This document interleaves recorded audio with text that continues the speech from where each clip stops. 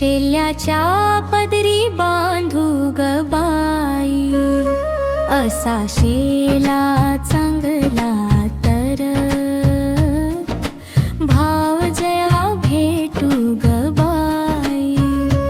असा भावज चांगला तर दारी रथ आणील ग बाई,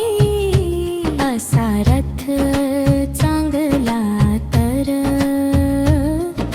नदी तरी झोपी ग बाई.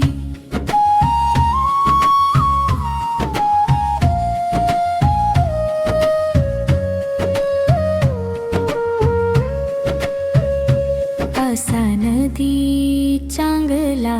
तर माहेराला जाऊ ग बाई, असं माहेर चांगलं